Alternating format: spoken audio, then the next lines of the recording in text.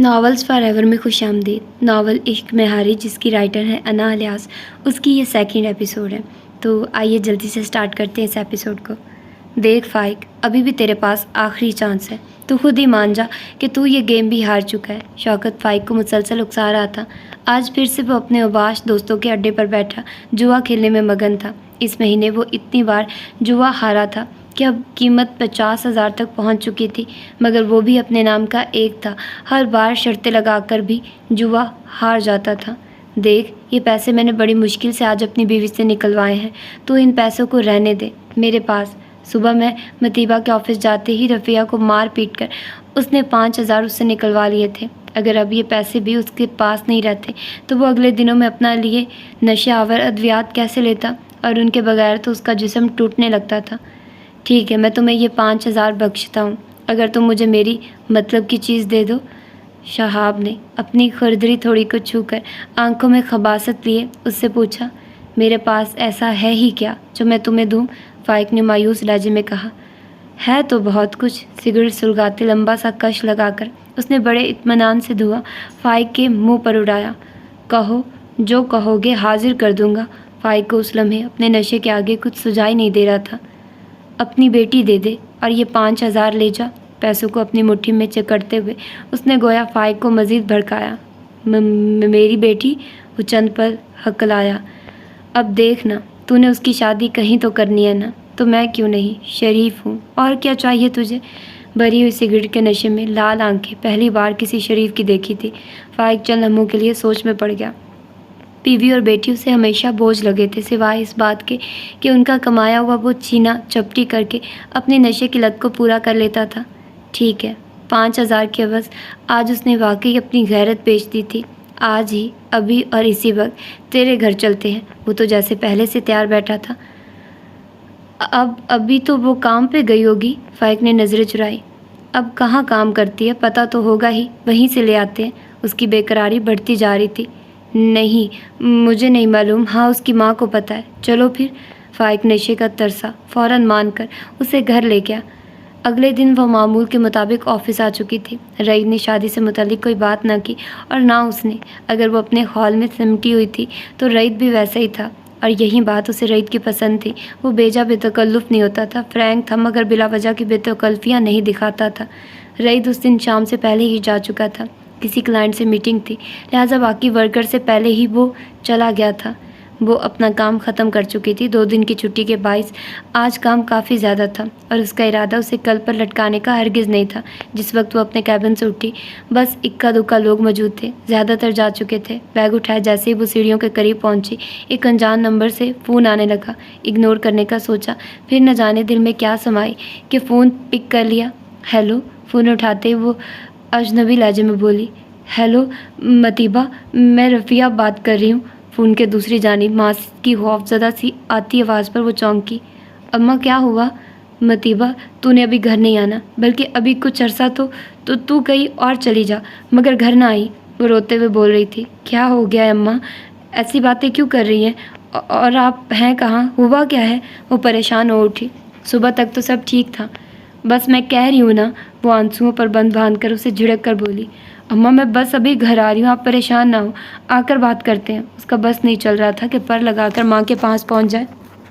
میں تجھے کچھ بکواس کر رہی ہوں، تو نے گھر نہیں جانا، میں نے بھی ساتھ والوں کے گھر پناہ لی ہوئی ہے۔ تیرا باپ آج جوئے میں تجھے دان کر آیا ہے اپنے جواری دوستوں کے آگے۔ اب وہ کتوں کی طرح تیری بو سونگھتے پھر رہے۔ تیرے آفس کا پتہ پوچھا، میں نے نہیں بتایا، مجھے مارا پیٹا، میں گھر سے بھاگ کر ساتھ والوں کے گھر آ گئی ہوں۔ اللہ شمیم باجی کا بھلا کرے، انہوں نے مجھے یہاں چھپا لیا ہے، مگر وہ کمینے وہیں گھر پر بیٹھے ہیں، تیری طاق لگا ہے، اسی لیے تو نے گھر نہیں جانا۔ وہ چلا اٹھی، پھر پھوٹ پھوٹ کر رو دی۔ اماں، متیبہ کو لگا اس کی آواز کسی گہرے کنویں میں سے آ رہی ہو۔ یہ دیکھنا رہ گیا تھا، مگر اماں میں کہاں جاؤں؟ وہ بے بسی سے رونے والی ہو گئی۔ رات کے سائے پھیل رہے تھے، حریم بھی شادی شدہ تھی، آج وہ کس کے پاس جاتی؟ یہ کیسی بے بسی در آئی تھی؟ وہ آج اپنے 2 کمروں کے گھر سے بھی بے گھر ہو گئی تھی۔ آفس کے احاطے میں پہنچ کر وہ پریشانی سے ادھر ادھر دیکھنے لگی، سوچنے لگی۔ جو 2-4 ملازم تھے اب وہ بھی جا چکے تھے، صرف چوکیدار بابا کھڑے تھے۔ پورا آفس بائیں بائیں کر رہا تھا۔ تھوڑی دیر میں چوکیدار بھی جانے والا تھا۔ بے بسی عروج پر تھی۔ وہ کس کے پاس جا کر پناہ کی درخواست کرتی؟ آفس کے احاطے سے باہر نکلی، قدم رکھتی کہیں تھی اور پڑھ کہیں رہتی۔ شدید گھبراہٹ ہو رہی تھی۔ کس کو وہ اپنے دکھ میں شریک کرتی؟ دکھ بھی وہ جو اس کے اپنے باپ نے دیا تھا۔ کیا بیٹیوں کی یہی وقت ہے کہ چند ہزار کے عوض ان کا باپ جو بیٹیوں کے سر کا سایہ ہوتا ہے، وہ سایہ اسے یوں تپتی دھوپ میں لا کھڑا کرے گا؟ کیا میں اتنی ہی کم مایا ہوں؟ اے اللہ، اس سے بہتر ہے کہ میں مر جاتی۔ اپنے ہی گھر جانے کا خوف مجھے جکڑ رہا ہے۔ اس کالی سیاہ رات میں کیسے سڑکوں پر رات گزاروں؟ اللہ، میں کہاں جاؤں؟ آفس کی دیوار کے ساتھ لگ کر کھڑی ہوئی، وہ سسک کر رو رہی تھی۔ وہ یوں بے اختیار کبھی نہیں ہوئی تھی، نہ ہی یوں کبھی آواز چھوڑے تھے، مگر اس لمحے وہ بالکل اکیلی تھی۔ باپ نے تو اسے کسی قابل نہیں چھوڑا تھا، اور ماں بھی اس وقت اس کی جان بچانے کی خاطر اسے اکیلا چھوڑ گئی تھی۔ دیوار کے سہارے وہ نیچے بیٹھتی اپنی لاچاری پر بے اختیار رو پڑی۔ چوکیدار گیٹ بند کر کے آگے بڑھا، مگر دیوار کے ساتھ متیبہ کو گٹری بنا دیکھ کر پریشان ہوتا اس کے قریب آیا۔ وہ بالکل ایسے بے جان منہ گھٹنوں میں دیے بیٹھی تھی جیسے ہوش و خرچ سے بیگانہ ہو چکی ہو۔ بیٹیا، کیا ہوا ہے؟ ایک شفقت بھرا ہاتھ اس کے سر پر ٹھہرا۔ متیبہ کی سسکیاں رکی، سر اٹھا کر سامنے دیکھا تو چوکیدار بابا تھے۔ کبھی کبھی کیسا وقت آتا ہے انسان پر، وہ احساس جو اس کے باپ کو کرنا چاہیے تھا، وہ احساس غیر کے لب و لہجے میں اس کے لیے تھا۔ میں اکیلی رہ گئی بابا، اس پوری دنیا میں اکیلی۔ وہ متیبہ جو اپنے اندر پلنے والی تکلیفوں تک کو لوگوں پر عیاں ہونے نہیں دیتی تھی، ایک بالکل انجان شخص کے سامنے بکھر گئی۔ کبھی کبھی واقعی غیر کی جانب سے ملنے والے ہمدردی کے دو بول بھی آپ کو اپنا سب کچھ اس پر ظاہر کر دینے کے لیے بہت ہوتے ہیں، اور متیبہ کے ساتھ آج یہی ہوا تھا۔ کیا ہو گیا بیٹا؟ گھر میں سب خیر ہے؟ وہ بیچارے یہی سمجھے کہ شاید گھر میں کوئی فوتگی نہ ہو گئی ہو۔ گھر؟ متیبہ نے بے تاثر نظروں سے انہیں دیکھا۔ اس گھر نے تو آج اسے بے گھر کر دیا تھا۔ میرا کوئی گھر نہیں رہا بابا، میں کہاں جاؤں؟ اپنے گھٹنوں کے گرد بازو باندھتے وحشت سے ادھر ادھر دیکھتے وہ انہیں اپنے حواسوں میں نہیں لگی۔ بیٹیا، آپ یہاں سے اٹھو، میرا گھر قریبی، آپ وہاں چلو۔ ایسے راستے میں بیٹھ کر بات کرنا مناسب نہیں۔ میری بیوی اور بیٹی گھر میں موجود ہیں، آپ چلو، میں آپ کو ان سے ملواتا ہوں۔ شمس نے اسے بازو سے پکڑ کر اٹھایا۔ وہ بھی بے جان مورتی کی طرح اٹھ گئی۔ اب وہ ان پر اعتبار کرنے کے سوا اس کے پاس کوئی چارہ نہیں تھا۔ اے اللہ، اگر ان حالات میں بھی تو نے میری یوں عزت میرے ہی باپ کے کرتوتے سے بچائی ہے تو آگے بھی تو ہی بچائے گا۔ میں اس بوڑھے شخص پر اعتماد کر کے اس کے ساتھ نہیں جا رہی، میں تجھ پر اعتبار کر کے اس کے ساتھ جا رہی ہوں۔ میں اپنے آنے والے لمحوں کو جاننے سے قاصر ہوں، اندھی ہوں، مگر تو جانتا ہے کہ اگلے لمحوں میں میرے ساتھ کیا ہونے والا ہے۔ آج واقعی سوائے تیرے میرا کوئی نہیں ہے اس دنیا میں۔ ماں بے قصور ہے تو باپ قصوروار، اور اس کے علاوہ کوئی اور رشتہ نہیں جس کے پاس خود کو چھپا لوں، مگر تو سب سے بڑا رشتہ ہے نا ہم انسانوں کے لیے، تو ہی مجھے بچائے گا۔ شمس بابا کے گھر تک جاتے جاتے وہ اللہ سے مخاطب تھے، وہ جو 70 ماؤں سے بڑھ کر ہم سے محبت کرتا ہے۔ اس کی زمین پر موجود ماں نے تو اسے بچا لیا تھا، اب آسمانوں پر موجود 70 ماؤں کی محبت رکھنے والے اللہ نے ہی اسے بچانا تھا۔ کہاں کام کرتی ہے آخر تیری بیٹی؟ شہاب اور اس کے بندے کب سے فائق کے گھر میں ڈیرا ڈالے بیٹھے تھے، مگر متیبہ تھی کہ واپس ہی نہیں آ رہی تھی۔ شام سے رات اور اب گہری رات ہو رہی تھی۔ میں نے کچھ دن پہلے بھی پوچھا تھا، مگر میری بیوی گالی نے مجھے نہیں بتایا تھا کہ وہ کسی اسکول میں جاب کرتی ہے، مگر مجھے لگتا ہے کہ وہ جھوٹ بول رہی تھی۔ فائق کو اب 5000 کی جگہ اپنی موت سامنے کھڑی نظر آ رہی تھی۔ وہ جانتا تھا کہ شہاب نہ صرف بہت بڑا گنڈا ہے بلکہ بہت اونچے لوگوں کے ساتھ اس کے مراسم بھی ہیں، بہت سی پارٹیوں کے ساتھ وہ کام کرواتا ہے۔ دیکھ فائق، تیری بیوی بھی بھاگ کھڑی ہوئی ہے، اب یہی ہو سکتا ہے کہ ان کی ایک ایک چیز کھنگال۔ پتہ نہیں کیسا کمینہ باپ ہے تو جسے اپنی بیٹی کا موبائل نمبر نہیں پتہ، اب ان کی چیزیں کھنگال، شاید کوئی ثبوت مل جائے۔ شہاب نے غسیلی نظریں اس پر ڈال کر ایک اور حکم دیا۔ فائق واقعی کمینہ تھا، کمینہ نہ ہوتا تو یوں اپنی بیٹی کو رسوا نہ کرتا۔ اگر وہ نہ ملے تو یاد رکھی، پیسے تو تجھے کبھی نہیں ملیں گے، اس کے علاوہ تو اپنی جان سے بھی ہاتھ دھوئے گا۔ اب یہ میری غیرت کا مسئلہ بن گیا، ایک چھٹانگ بھر کی لڑکی اور تیری بیوی نے میری عزت کا جنازہ تیرے محلے میں نکلوا دیا ہے، اب تو وہ پاتال میں بھی ہوئی تو اسے نکال لاؤں گا۔ اس کی آنکھ جو ہمیشہ غصے میں پھڑکتی تھی اس وقت بھی پھڑک رہی تھی، گردن کی رگیں غصے کے مارے تنی ہوئی تھی، جبڑے بھینچے اور وہ فائق کی تڑیاں لگا رہا تھا۔ اس نے اب تک جو چاہا تھا تسخیر کیا تھا، مگر آج وہ کیسے ایک چھوٹی سی لڑکی سے چکما کھا گیا تھا، یہ بات اسے کسی طور ہضم نہیں ہو رہی تھی۔ فائق کپ کپاتے جسم سے اٹھا اور گھر کی ایک ایک چیز کھنگالی۔ متیبہ کو ڈاکومنٹس کی فائل کھولی تو پہلا صفحہ ہی جو صفحہ ہاتھ لگا وہ اس کا اپوائنٹمنٹ لیٹر تھا۔ پوری فائل اٹھائے وہ شہاب کے پاس گیا۔ دیکھ لو، مجھے لگتا ہے شاید یہی وہ جاب کرتی ہے۔ اس نے ایک صفحہ شہاب کے ہاتھ میں پکڑایا۔ شہاب میٹرک پاس تھا، لہٰذا اتنی انگریزی تو پڑھ ہی لیتا تھا۔ کمپنی کا نام پڑھ کر اس نے مسکراتے ہوئے اپنی مونچھوں کو تاؤ دیا۔ کچی گولیاں تو ہم نے بھی نہیں کھیلی۔ مطیبہ کے تصور سے مخاطب ہوتا، تیری بیٹی کی کوئی تصویر؟ ہاں، اس فائل میں پاسپورٹ سائز تصویریں ہیں اس کی۔ فائق نے جلدی سے اسی فائل میں ہاتھ ڈال کر ایک لفافہ نکالا جس میں مطیبہ کی حالیہ تصویریں تھیں۔ شہاب نے غور سے دیکھا، شکل تو معمولی تھی مگر اسے شکل نہیں، جسم کی حوث سے مطلب تھا۔ ٹھیک ہے، میں یہ فائل ہی لے جاتا ہوں، دیکھتا ہوں اب وہ بچ کر کہاں جائیں گی۔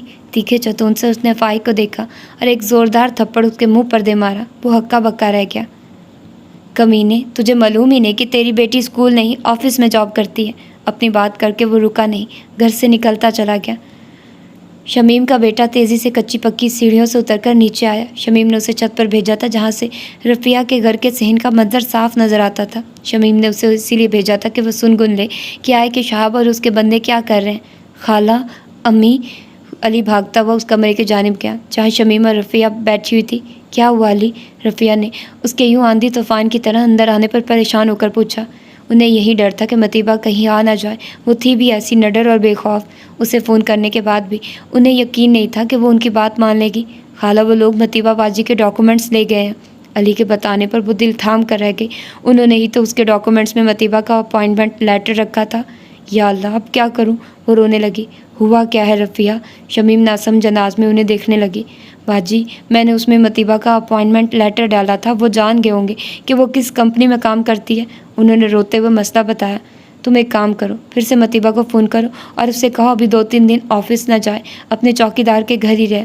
تھوڑی دیر پہلے ہی مطیبہ کو فون کرنے پر انہیں معلوم ہوا تھا کہ اس کا چوکی دار اسے اپنے گھر لے گیا ہے۔ ہاں، یہ ٹھیک ہے۔ آنسو دوپٹے سے صاف کرتے انہوں نے علی کی جانب دیکھا جو مطیبہ کو نمبر ملا رہی تھے شمس بابا کے ساتھ۔ وہ ان کے چھوٹے سے مکان میں داخل ہوئی۔ آؤ آؤ بیٹھو، انہوں نے اسے دروازے پر ساکت ہوتے دیکھ کر کہا۔ منزا، ارے او منزا کی ماں۔ وہ 2 مختلف لوگوں کو پکارتے اندر داخل ہوئے۔ ایک جانب سے ایک لڑکی اور ایک 50 سے 60 کے لگ بھگ ایک عورت صحن میں آئی۔ ارے یہ کون ہے؟ دونوں نے سر سے پاؤں تک چادر میں لپٹے اس نسوانی وجود کی جانب اشارہ کیا جس کی آنکھیں رونے کے باعث سوج چکی تھی۔ ہمارے آفس میں کام کرتی ہے، نہ جانے کیا ہوا ہے، بس آفس سے نکل کر روز جا رہی تھی، سوچا گھر لے آؤں، تم ہی پوچھو اس سے کیا ہوا ہے، ابھی نئی نئی ہمارے آفس میں آئی ہے۔ شمس نے ایک چارپائی پر اسے بٹھاتے ہوئے منزا کی ماں کو اتنا بتایا جتنا وہ سمجھ سکا تھا۔ اچھا، منزا جا پانی لے آ بہن کے لیے اور روٹی بھی ڈال۔ انہوں نے چارپائی پر مطیبہ کے قریب بیٹھتے منزا کو حکم دیا۔ کیا ہوا میری دھی کو؟ ہیں، ماں باپ کہاں ہوتے ہیں تیرے؟ گھر کہاں ہے؟ اس کے کندھے کو محبت سے ایک ہاتھ سے سلاتے وہ اس سے اندر کا غبار نکالنے پر مجبور کر رہی تھی۔ ماں باپ کے ذکر پر ہی وہ بکھر گئی۔ انہوں نے محبت سے اسے سمیٹ لیا۔ نہ میری دھی، تو پریشان نہ ہو، ہمارے لیے تو منزا کی طرح ہی ہے، بتا کیا ہوا ہے۔ اپنے ساتھ لگاتے انہوں نے پھر محبت سے اسے حقیقت بتانے پر اکسایا اور پھر مطیبہ سب بتاتی چلی گئی۔ ارے مار ہو اللہ کی ایسے باپ پر، تف ہے، ایسی پریوں سی بیٹیوں کی کوئی بولیاں لگاتا ہے۔ ان کا بس نہیں چل رہا تھا کہ فائق کہاں سے ان کے سامنے آئے اور وہ اس کا گلا دبا دے۔ کیسے کیسے جانور اس دنیا میں ہیں۔ شمس جو اندر کمرے میں بیٹھے اس کی سب رودات سن چکے تھے، باہر آتے اس کے سر پر ہاتھ پھیرتے افسردگی سے بولے، تو اپنی ماں کو فون کر، بیچاری پریشان ہوگی تیرے لیے، اسے بتا تو اپنوں میں ہی ہے، غم نہ کرے وہ۔ منزا کی ماں نے جس محبت سے کہا مطیبہ پھر سے سسک اٹھی۔ آپ کا بہت شکریہ، وہ کہے بنا نہ رہ سکی۔ کیسے ان کی محبتوں کا جواب دیتی اسے سمجھ نہیں آ رہی تھی۔ لے جلدی نہ ہو تو، ماں باپ کو کون شکریہ کہتا ہے؟ کچھ لوگ کتنے عظیم ہوتے ہیں، چند پلوں میں کتنے بے لوث رشتے بنا لیتے ہیں۔ مطیبہ نے محبت سے انہیں دیکھا۔ اسی لمحے رفیہ کا فون آ گیا۔ اس نے انہیں شمس اور ان کی فیملی کے بارے میں بتا دیا۔ لا میری بات کروا، منزا کی ماں سمیرا نے مطیبہ سے فون لیا۔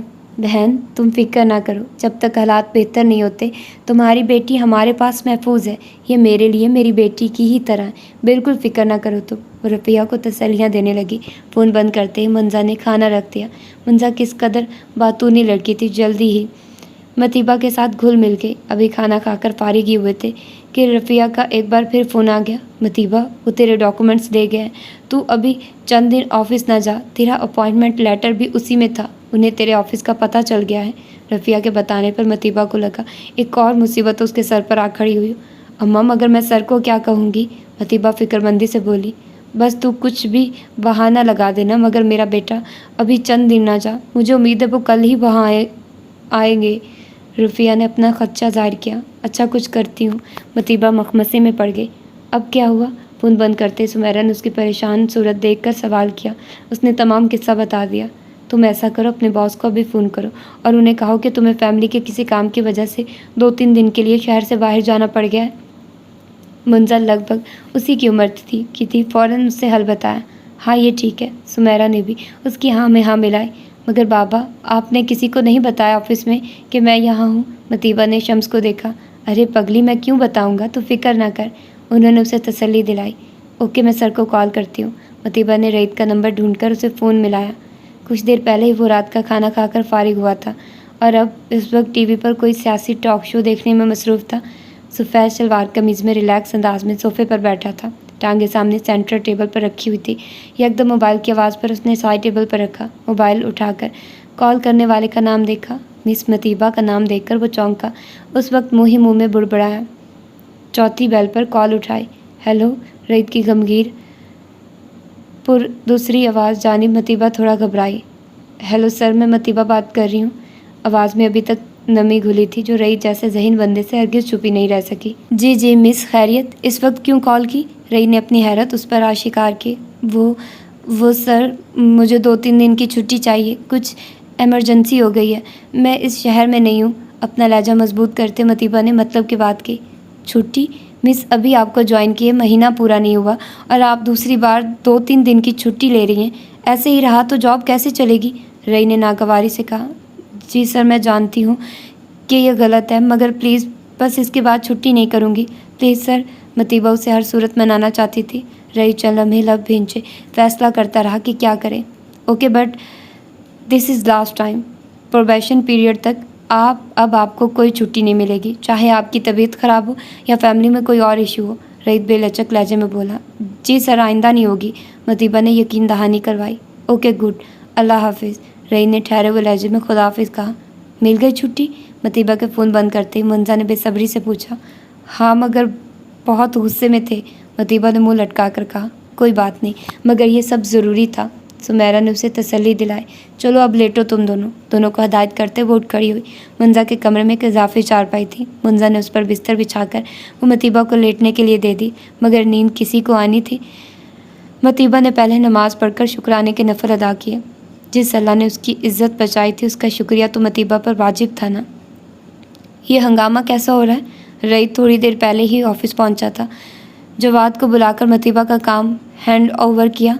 अभी 2-3 दिन तक वो नहीं आएगी। तुम किसी और से उनका ये काम करवा लो कर मुझे आज वापसी से पहले रिपोर्ट करना। ऐश ग्रे कलर के सूट के बटन खोलकर अपनी सीट पर बैठते हुए उसने जवाद को हदायत दी। जी sir.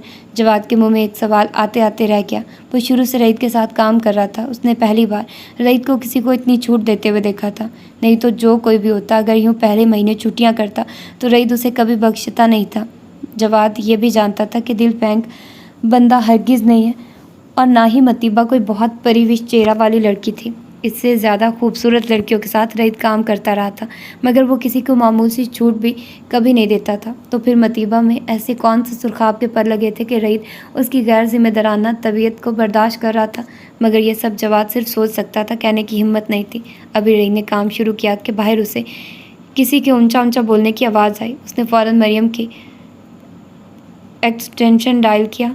Hello sir, Maryam alert अंदाज में बोली। ये बाहर इतना शोर क्यों हो रहा है? उसके लहजे से नागवारी साफ ज़ाहिर हो रही थी। सर, वो मतीबा के कोई रिश्तेदार आए और वो बहुत बदतमीज़ी कर रहे हैं। मरियम के बताने पर वो यकदम चौंका। उसके रिश्तेदार यहाँ क्या करने आए हैं और आपने उन्हें बताया नहीं कि वो 2-3 दिन की छुट्टी पर हैं? रईद को किसी खतरे की बू महसूस हुई। जी सर, मैंने बताया है, मगर वो बाजिद है कि आपसे मिलना है। मरियम ने घबराए हुए लहजे में कहा। ओके, आप भेजिए उन्हें अंदर। रईद की पेशानी पर बेशुमार शिकने दर आई। रात की मतीबा की कॉल याद आई।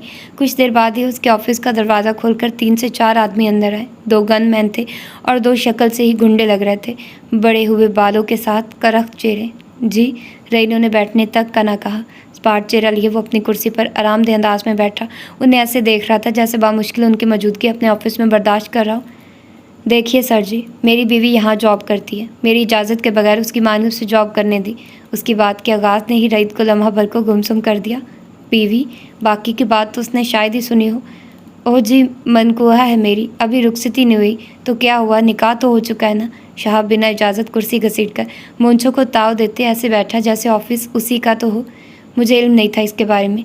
रईद अब की बार चेहरे के तासुरात पर काबू पाकर बोला, ओह छड्डो जी, इन जनानियों को वैसे ही दर दर की ठोकरें खाने की आदत होती है, मुँह मारी करती फिरती हैं।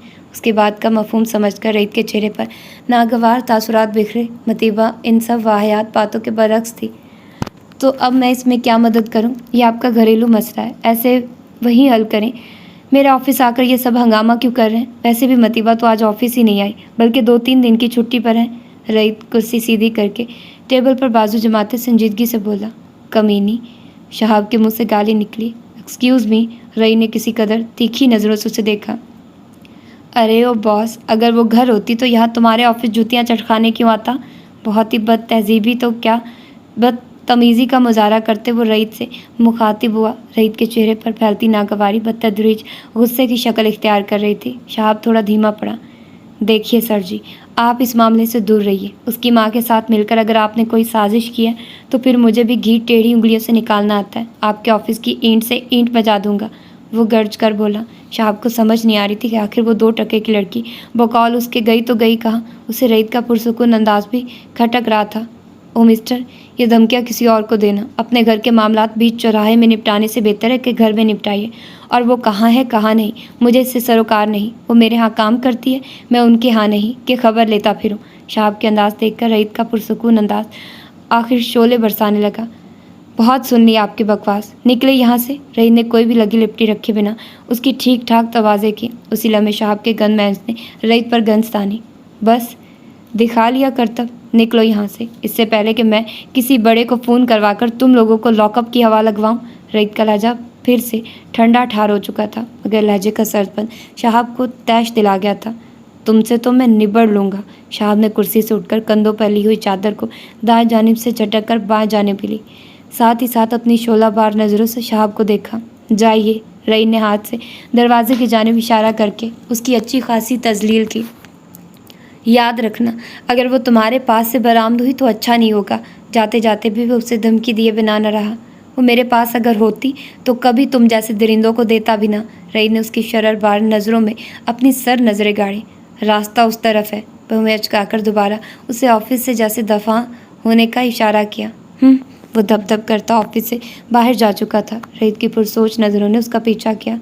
वो ये ना कह सका कि अगर वो तुम्हारी बीवी है तो फिर तुम्हारे पास उसका मोबाइल नंबर होगा, फ़ोन करो, या अगर नंबर नहीं उठा रही तो फ़ोन से ट्रेस करो। कुछ तो गड़बड़ है। रईद ने आंखें सुकेड़ी। क्या बात है, जब से आए हो परेशान लग रहे हो? शाम ढले जब घर पहुंचा तब से रात सोने तक वो गुमसुम था। रोज़ाना की तरह ना किसी से खास बातचीत की, ना ही खाना सही से खाया, ऐसे जैसे किसी सोच में डूबा हो। सुमेरा कब से नोट कर रही थी, मगर मुंजार मुतीबा के सामने शम्स को टोका नहीं। तुम कैसे मेरी रग रग से वाकिफ़ हो जाती हो? शम्स ने चारपाई पर लेटे लेटे ही हौले से मुस्कुराकर पूछा। बाजू मोड़कर सर के नीचे रखा, चेहरा दाएं जानिब किए सुमेरा को देखा। वो अपनी चारपाई पर लेटी करवट शम्स की जानिब मोड़े पूछ रही थी, एलो, इतने साल इकट्ठे बिताने के बाद भी ना समझती? चारपाई पर उठकर बैठते जैसे उसने शम्स की अकल पर मातम किया। हाँ, आज का दिन बहुत परेशान कुन था। शम्स ठंडी आ भरते उठ बैठा। क्या मतीबा की वजह से? सुमेरा की बात पर शम्स ने सर असबात में हिलाया। जिन लोगों में उसके बाप ने उसे बेचा है वो लोग आज ऑफिस आए थे। शम्स ने सरगोशीनुमा आवाज़ में सुमेरा को बताया। हाय, मैं मर गई। फिर वो परेशान चेहरा लिए शम्स को देखने लगी। खूब हंगामा किया कि मतीबा को निकालो, कहाँ है वो? फिर सर से मिले। सर ने अच्छी तरह झाड़ पिलाकर निकाल दिया। कह रहा था कि मतीबा उसकी मनकुआ है। शम्स के तफसील बताने पर सुमेरा ने हैरत के मारे उंगली दांतों में दबाई। या अल्लाह, कैसे कैसे लोग हैं दुनिया में। अब क्या होगा? मगर उसका निकाह तो हुआ ही नहीं। वो इतना बड़ा झूठ कैसे बोल सकता है? और ये झूठ तो खुल जाएगा। सुमेरा ने अपने तई पते की बात की। बात तेरी दुरुस्त है, मगर जो लोग इस हद तक गिर सकते हैं वो कुछ भी कर सकते हैं। तेरे ख्याल में वो मुतीबा के डॉक्यूमेंट्स क्यों लेकर गया होगा? शम्स के सवाल पर उसने उलझकर शाने चुकाए। इसीलिए कि उसमें मतीबा के साइन है, और ऐसे लोग 2 नंबर काम में माहिर होते हैं। उसने जाली निकाहनामा बनवा कर मतीबा के साइन किसी से भी कॉपी करवा कर दिए होंगे, वरना इतने वसूख से वो ये बात नहीं कर सकता। शम्स की बात पर वो दिल थाम कर रह गई। میرے اللہ، لوگ کس قدر شیطانی دماغ والے ہوتے ہیں. بھلا بتاؤ بچی نے کیا قصور کر دیا جو یوں پیچھے پڑ گیا؟ بس ایسے لوگوں کے دماغ کا ہم کچھ نہیں کر سکتے. مجھے جو اصل پریشانی ہے وہ یہ ہے کہ اگر اس کے پاس مطیبہ کا فون نمبر ہوا تو وہ اسے ٹریس کر کے کہیں یہاں تک نہ پہنچ پائے. سمیرا کو اب اس کی اصل پریشانی سمجھ آئے. اور میں اور تم ایسے لوگوں کا مقابلہ نہیں کر سکتے. شمس نے مزید کہا. تو کیا ہم اس بچی کو گھر سے نکال دیں؟ ایسے کیسے کر سکتے ہیں؟ سمیرا کو اس کی بات ناگوار گزری. ارے بھلی لوگ، میں نے یہ نہیں کہا کہ اس کو یہاں سے نکال دیں، مگر مجھے ایک خیال آیا کہ میں کیوں نہ اپنے صاحب سے یہ سب بات کروں. یقیناً ان کے بہت اونچے لوگوں سے روابط ہیں، وہ کوئی نہ کوئی حل ضرور نکال لیں گے. شمس کی بات پر وہ سوچ میں پڑ گئی. اور اگر تمہارے صاحب نے مطیبہ کو ان کے حوالے کر دیا؟ سمیرا کا سوال جائز تھا. نہیں، اتنے سالوں میں ان کے ہاں نوکری کر کے اتنا تو اندازہ ہو گیا ہے کہ وہ مددگاروں کی ہمیشہ مدد کرنے کو تیار رہتے ہیں. شمس کے یقین بھرے انداز پر بھی سمیرا شش و پنج میں تھی. چلو پھر اللہ کا نام لے کر کل بتا دو. میں بھی اللہ سے دعا مانگوں گی کہ اس بچی کے حق میں جو بہتر ہے وہ کر دے. سمیرا ٹھنڈی سانس بھر کر لیٹ گئی. شمس بھی دل میں تہیا کر کے لیٹ گیا. میں اس سے نہیں چھوڑوں گا ایسے. شاہ واپس آ کر غصے سے ادھر سے ادھر پھرتے ہوئے بڑبڑا رہا تھا. ابے میں تو کہتا ہوں دفع کر اسے. کون سی ایسی حور پری ہے کہ تو اس کے لیے پاگل ہوا جا رہا ہے؟ اس کے دوست نے اس کے کندھے پر ہاتھ رکھ کر اسے سمجھانا چاہا. ارے ہٹ، مجھے چہروں سے کوئی سروکار ہے بھی نہیں، مگر مجھے جو چیز تحش دلا رہی ہے وہ ناکامی ہے. میں کبھی کسی کو حاصل کرنے میں ناکام نہیں ہوا، تو اس غربت کی ماری نے مجھے کیسے اتنا بڑا دھچکا دے دیا؟ دوست کا ہاتھ کندھے سے بری طرح ٹاتے، ایک ہاتھ کا مکہ دوسرے پر مارتے اس نے دانت کچکچائے. اور اس کا باس دیکھنا، وہ کیسے مجھے آنکھیں دکھا رہا تھا. میری دہشت سے لوگ کانپتے ہیں. منٹ میں اڑا کر رکھ دوں میں ایسوں کو، مگر وہ مجھے لاک اپ میں بند کروائے گا. شہاب کا غصہ رعید کی باتوں سے کسی طور کم نہیں ہو رہا تھا. یار میں صرف اتنا کہوں گا کہ یہ اتنی بڑی بات نہیں کہ تو اس کے پیچھے پڑ جائے. ہاں مگر ایک بات تجھے ضرور باور کرواتا چلوں. رستم کے خاموش ہوتے شہاب نے سوالیہ نظروں سے اسے دیکھا. جب انسان کی کم بختی آئی ہونا تو ایسی ہی چھوٹی باتیں وجہ بنتی ہیں. اس کی بات پر شہاب طیش میں آ کر اس پر ہاتھ اٹھانے ہی لگا تھا کہ اس کا ہاتھ ہوا میں معلق رہ گیا. زبان سنبھال کر بات کر. وہ رستم پر آنکھیں نکال کر بولا. اور تو اپنا دماغ سنبھال. استدعائیہ مسکراہٹ اس پر اچھالتا وہ شہاب کے اڈے سے باہر نکل گیا. سر جی، آپ سے ایک بات کہنی ہے، اگر اجازت ہو تو. اگلے دن لنچ ٹائم پر شمس رعید کے آفس پہنچ گیا. ارے آئیے نا بابا. رعید ہمیشہ اسے بہت عزت سے بلاتا تھا. بیٹھیے نا. اس نے کبھی امتیاز نہیں رکھا تھا، اپنے اور اپنے ملازموں میں امتیاز نہیں رکھتا تھا. شمس کو بھی اس نے اسی لیے رکھا تھا کہ وہ پہلے کسی سرکاری بینک میں سرکاری نوکری کرتا تھا. وہاں سے ریٹائرمنٹ کے بعد اس کے پاس اتنے اخراجات نہیں تھے کہ وہ سکون سے بیٹھ کر کھاتا. پیٹ کا ایندھن ختم کرنے کو وہ سبزیوں اور پھلوں کی ریہڑی لگاتا تھا. رعید نے ایک بار اسے پھل لیے. اس کے بات کرنے کے انداز سے رعید کو لگا کہ وہ کچھ پڑھا لکھا ہے. 2-3 دن مسلسل اسے نہ صرف پھل لیا بلکہ اس سے بات چیت بھی کی، جس سے اسے معلوم ہوا کہ وہ مجبوری میں یہ ریہڑی لگاتا ہے. رعید نے اسے وہیں اپنے آفس کے گارڈ کے طور پر رکھنے کا سوچا اور جلد ہی اپنی سوچ کو عملی جامہ پہنایا. آفس کے پاس ہی اس کی رہائش کا بھی انتظام کر دیا. اس کے علاوہ میڈیکل فری کر دیا اور بھی بہت سی مراعات وہ اسے دیتا رہتا تھا. شمس اس کی ٹیبل کے سامنے رکھی کرسی پر ٹک گیا. سر جی، مجھے مطیبہ بیٹی کے بارے میں کچھ بتانا ہے آپ کو. شمس کی بات سن کر وہ بری طرح چونکا. کیا مطلب؟ وہ الجھا. سر جی، وہ مطیبہ بیٹی میرے گھر پر ہے. شمس سر جھکائے اسے حقیقت بتانے لگا. کیا؟ رعید حیرت زدہ سے بولے. جی صاحب وہ. اور پھر شمس رعید کو اس رات کی ہر حقیقت بتاتا چلا گیا. رعید سر تھام کر رہ گیا. یہ کون سا معاشرہ ہے جہاں ہم سانس لے رہے ہیں؟ ایک لڑکی کو اس کی لڑکی ہونے کی سزا مل رہی ہے اور ہم اسے آزادی کا نام دے رہے ہیں. یکدم رعید کو لگا اسے سانس لینے میں دشواری ہو رہی ہے. حبس بڑھ رہا تھا. آپ نے مجھے اسی دن کال کیوں نہیں کی؟ رعید کچھ دیر بعد بات کرنے کے قابل ہوا. شمس سے شکوہ کیا.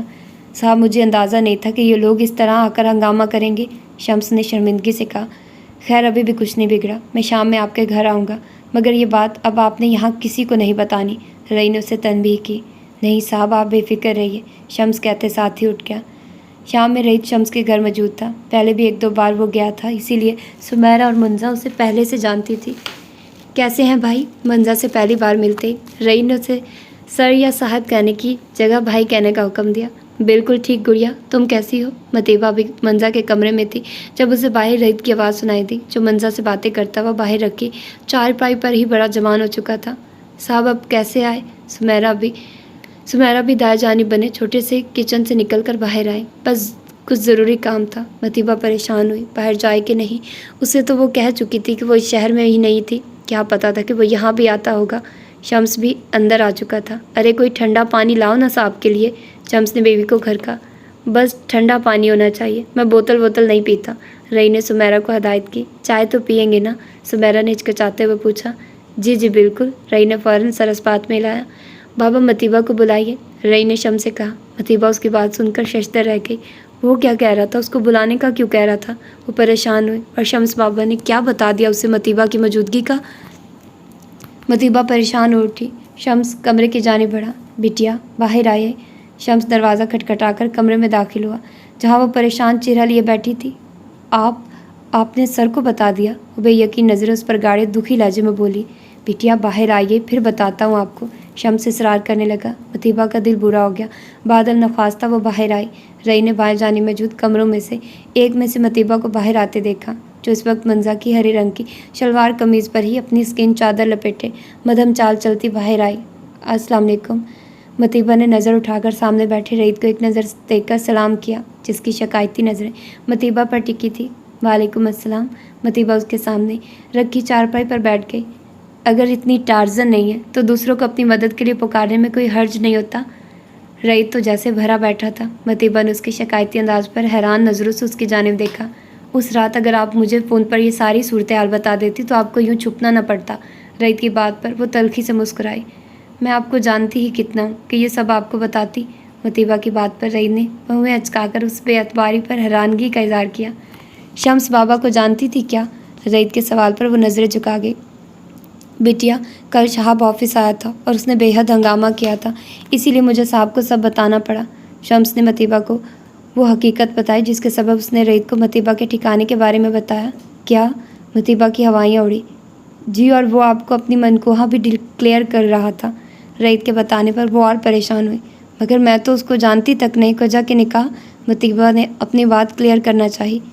آج کل کے زمانے میں کیا نہیں ہو سکتا؟ وہ آپ کے ڈاکومنٹس لے کر ہی اسی لیے گیا تھا کہ آپ کے سائن کو کاپی کر کے جعلی نکاح نامہ بنوا لے۔ رئیت کے بتانے پر وہ سر تھام کر رہ گئی۔ اب کیا کروں؟ اس کا ذہن حقیقت میں معاف ہو چکا تھا۔ اسے لگا وہ گرداب میں پھنستی جا رہی ہے۔ اللہ بہتر کرے گا۔ وہ تو شکر ہے شمس بابا نے آپ کے بارے میں مجھے بتا دیا، کوئی حل نکالتے ہیں، آپ پریشان نہ ہوں۔ رئی نے ایک بے ضرر مگر کسی قدر گہری نگاہ اس پر ڈالی۔ رات میں اس نے کچھ سوچ کر حسن کو فون ملایا۔ السلام علیکم، بابا کیسے ہیں؟ 2-4 دن سے اس کی بات نہیں ہو پائی تھی، وہ بھی کچھ مصروف تھے۔ وعلیکم السلام۔ بابا کی جان لگتا ہے بہت مصروف ہو گئے ہو، بابا بھی بھولے ہوئے تھے چند دنوں سے، انہوں نے شکوہ کیا۔ سوری بابا، بس کچھ مصروفیت تھی اور پھر ایک مسئلہ درپیش آ گیا تو آپ کو کال نہیں کر سکا۔ معذرت خواہانہ لہجے سے زیادہ مسئلے والی بات نے انہیں یکدم پریشان کیا۔ خیر ہو، کیا ہوا ہے بیٹی؟ وہ فکر مند ہوئے۔ رئی نے متیبہ سے متعلق ایک ایک بات انہیں بتائی۔ واللہ سن کر روح کام گئی۔ ہمارے معاشرے میں ابھی بھی ایسی سفاکی اپنے عروج پر ہے۔ جس امت میں اللہ نے بیٹیوں کو رحمت بنا کر بھیجا، وہاں ابھی بھی ایسے باپ ہیں جو انہیں اپنی غرض کے لیے استعمال کرتے ہیں۔ انسانیت پر افسوس ہوتا ہے، بیٹیوں کے تو اس قدر حقوق ہیں اور یہاں لوگ انہیں ہی چارہ کی طرح استعمال کر رہے ہیں۔ بہت بہت دکھ ہوا اس بچی کے لیے۔ حسن کا افسردہ لہجہ رئیت کو بھی افسردہ کر گیا۔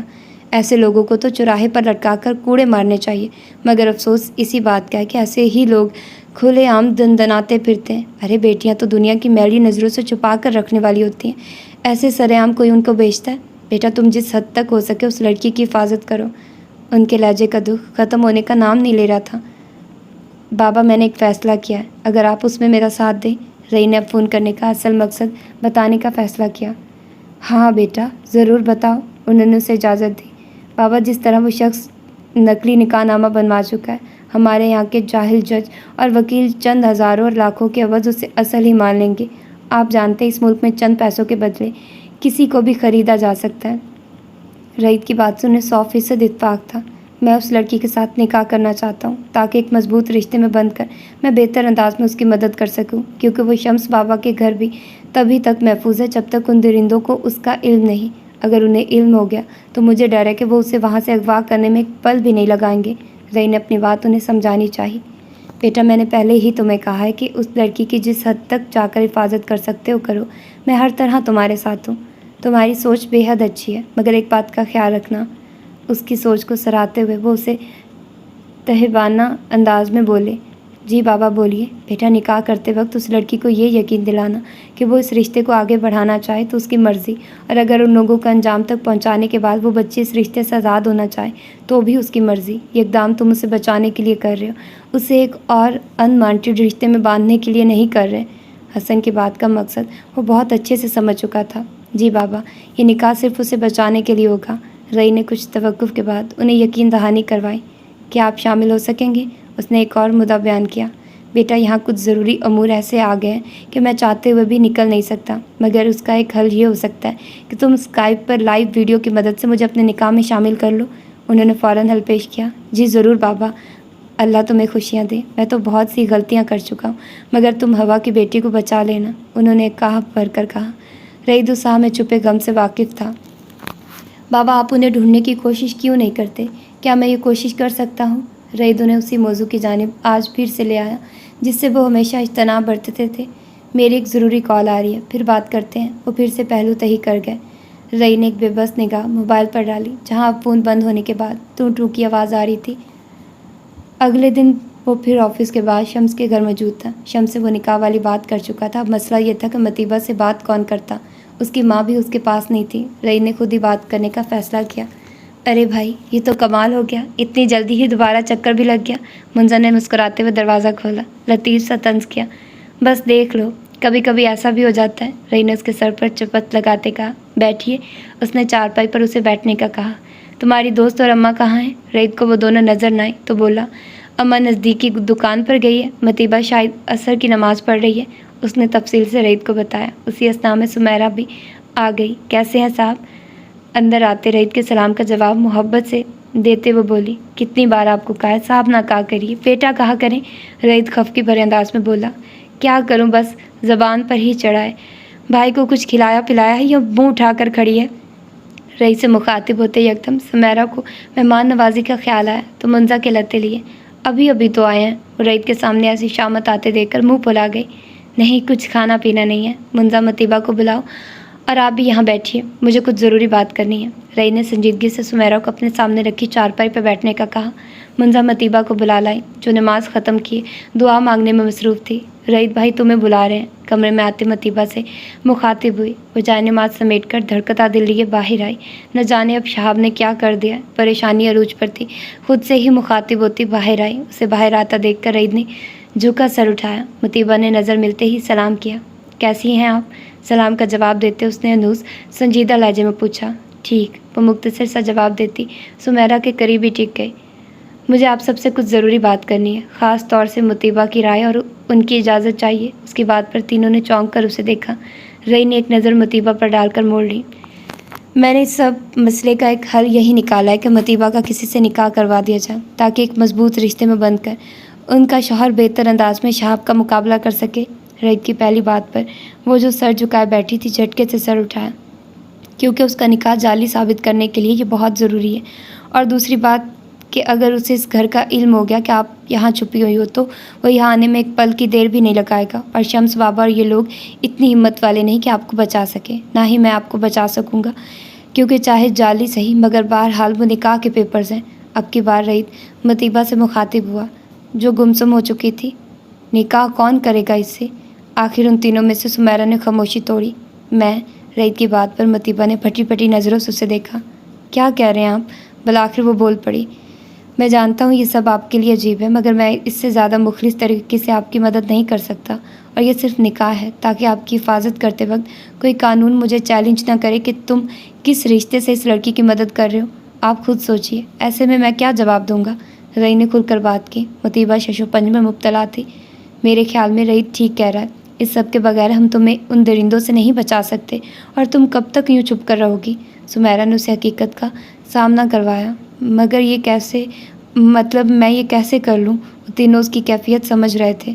یہ اس کی کمپنی کا باس اس کی جان بچانے کو اپنے آپ کو پیش کر دے تو مقام میں حیرت ہی تھا۔ ایک جانب مرد کا اتنا بھیانک چہرہ، اس کے باپ اور شہاب کی صورت تھا، تو دوسری جانب اسی سندھ کا ایسا رحم دل چہرہ شمس اور رعید کی صورت تھا۔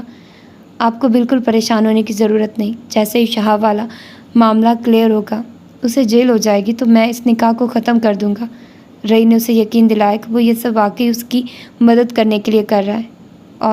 اور آپ کے گھر والے، کیا وہ کچھ نہیں کہیں گے آپ کو یوں ایک بے سہارا کے لیے اپنی جان خطرے میں ڈالنے پر؟ مطیبہ نے الجھ کر اسے دیکھا۔ وہ کیوں کر رہا تھا؟ وہ اتنا اچھا کیوں تھا؟ میری فیملی میں صرف میرے بابا ہیں اور ان کی اجازت لینے کے بعد ہی میں آپ سے بات کر رہا ہوں۔ رعید نے یہ معاملہ بھی کلیئر کیا، اور آپ کی مدر سے بھی میں بات کر لوں گا۔ آپ مجھے ایڈریس بتا دیں تاکہ میں ان سے بات کر سکوں اور انہیں بھی پروٹیکشن میں لے سکوں۔ رعید نے سمیرہ اور منزا کے سامنے ایسے ظاہر کیا جیسے رعید اس کے گھر کے پتے سے ناواقف ہو، حالانکہ وہ اسے ایک بار چھوڑ کر بھی آیا تھا، مگر اس کے انداز سے مطیبہ کو سمجھ آ گئی کہ وہ اس بات کا ذکر ان دونوں کے بھی سامنے نہیں کرنا چاہتا تھا، اور مقصد یقیناً مطیبہ کی عزت رکھنا تھا تاکہ وہ مطیبہ کو غلط لڑکی نہ جانے۔ ہم لوگوں کے اندر کی سوچ نہیں پڑھ سکتے، اسی لیے کبھی کبھی مار کھا جاتے ہیں۔ احتیاط ہر جگہ لازمی ہونی چاہیے، وہ کوئی بہت اپنا بھی ہو۔ رعید کی معاملہ فہمی مطیبہ کو اچھی لگی۔ منزا ایک پیپر اور پین دینا۔ مطیبہ کے کہنے پر منزا فوراً کمرے میں پڑی۔ بیٹا، اللہ تمہیں اس نیکی کا یقیناً بہت اچھا اجر دے گا، سمیرہ آنکھوں کی نمی صاف کرتے ہوئے بولی۔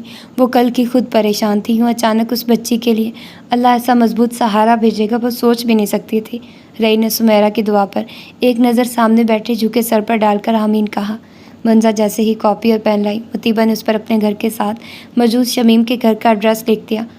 بیٹا، میرا خیال ہے کہ پہلے تم ماں سے فون پر بات کر لو، بلکہ میں کر لیتی ہوں اور اس کے گھر کے حالات بھی پتہ کر لیتی ہوں۔ یہ نہ ہو شہاب اسی بات کی تاک لگائے بیٹھا ہو کہ کب تم وہاں جاؤ یا کوئی ایسا ذریعہ وہاں جائے جس سے ہوتا وہ تم تک پہنچے، اور رعید کو تو وہ پہلے ہی سازشی گردان چکا ہے۔ منزا کی بات پر ان تینوں نے سر ہلایا۔ بالکل صحیح بات ہے، میں تو اس کے سامنے آ چکا ہوں۔ یہ نہ ہو ہمارا پلان اس طرح دھرے کا دھرا رہ جائے اور وہ میرے وہاں جانے پر کسی شک میں مبتلا ہو جائے۔ رعید نے سمیرہ کی بات کی تائید کی۔ صحیح ہے نا، اس کی اماں سے بات کر کے پھر ہم تمہیں بتا دیں گے۔ سمیرہ نے بات سمیٹی۔ ٹھیک ہے، پھر میں چلتا ہوں۔ رعید اٹھ کھڑا ہوا۔ اب ہم آپ کے نکاح کے چھوارے کھائیں گے، منزا اسے چھیڑنے لگی۔ رعید کے چہرے پر ہلکی سی مسکراہٹ ظاہر ہو کر معدوم ہو گئی، جبکہ مطیبہ کا چہرہ لمحہ بھر کو سرخ ہوا۔ اس نے نظر ادھر ادھر کر کے خود کو نارمل کرنے کی کوشش کی۔ اللہ سب بہتر کرے بس، سمیرہ نے دل سے دعا دی۔ چلتا ہوں۔ رعید نے منزا کو گھری سے نوازا، وہ کھلکھلائی۔ تو یہ تھی اس کی دوسری ایپیسوڈ۔ ہوپ سو کہ آپ لوگوں کو پسند آئی ہوگی۔ مجھے تو یہ ناول اب بہت اچھا لگ رہا ہے۔ پہلی ایپیسوڈ تھوڑی عجیب لگی کہ کیا ہوگا، لیکن جس طرح سے سیکنڈ ایپیسوڈ میں کہانی نے یو ٹرن لیا ہے نا، بہت اچھا لگا مجھے۔ تو دیکھتے ہیں کہ آگے کیا ہوتا ہے۔ تو ملتے ہیں پھر اس کی تھرڈ ایپیسوڈ میں۔ ٹل دین، اللہ حافظ۔